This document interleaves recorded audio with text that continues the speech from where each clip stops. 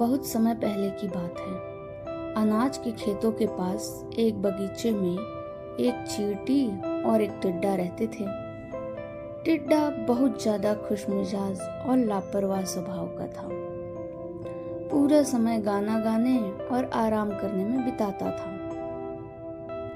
दूसरी ओर उसकी दोस्त चींटी हमेशा काम में व्यस्त रहती थी। गर्मी के दिन थे। चींटी रोज काम करती थी। वह खेत से अनाज लेती और अपनी पीठ पर लाद कर ले जाती। टिड्डा हमेशा मेहनती चींटी का मजाक उड़ाता था। वह अक्सर उससे यह सब काम छोड़कर गाने और नाचने के लिए कहता था।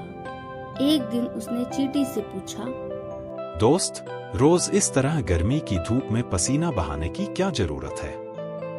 क्यों रोज तुम अनाज लाकर अपने घर में जमा कर रही हो? आओ जीवन का मजा उठाते हैं, नाचते हैं, गाते हैं। मैं सर्दियों की तैयारी कर रही हूँ, क्योंकि जब ठंड आएगी तो अनाज नहीं मिलेगा। ऐसा कहकर चींटी ने टिड्डे के साथ मौज मस्ती करने से इनकार कर दिया और अनाज इकट्ठा करना जारी रखा। उसने सोच लिया था कि आने वाली कठोर सर्दियों के लिए अनाज जमा करना है, क्योंकि तब बाहर निकलना मुश्किल होगा।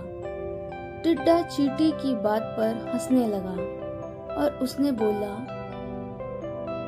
वहाँ पूरे जीवन भर के लिए पर्याप्त खाना उपलब्ध है।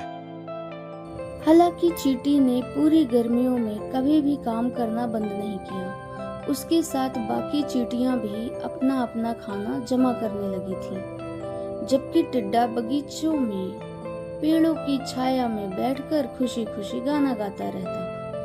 धीरे धीरे गर्मियां खत्म हो गई, लेकिन टिड्डे पर इसका कोई असर नहीं हुआ। एक दिन चींटी से रहा नहीं गया। उसने टिड्डे को सलाह दी कि वह अपने लिए भी सर्दियों के लिए भोजन का भंडारण करना शुरू कर दे। टिड्डा केवल मुस्कुराया और चींटी से बोला, सर्दियां आने में बहुत समय बाकी है। उसकी बात सुनकर चींटी ने कुछ नहीं कहा और वापस अपने काम में लग गई। जल्दी ही ऋतुएं बदल गईं, सर्दियां आ गईं और कड़ाके की ठंड पड़ने लगी। टिड्डे को एहसास हुआ कि उसके पास ना तो घर है और ना ही खाना। उसने हर तरफ ढूंढा, लेकिन सब कुछ बर्फ से ढका हुआ था। ठंड और भूख के कारण टिड्डा कपकपाने लगा।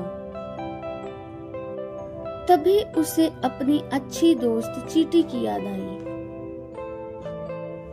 उसने मन ही मन सोचा, वह जरूर उसकी मदद करेगी, क्योंकि उसने काफी खाना जमा कर लिया है। टिड्डा कड़कड़ाती ठंड में अकड़ते हुए अपने पैरों को घसीटते हुए चींटी के घर तक गया और उसका दरवाजा खटखटाया।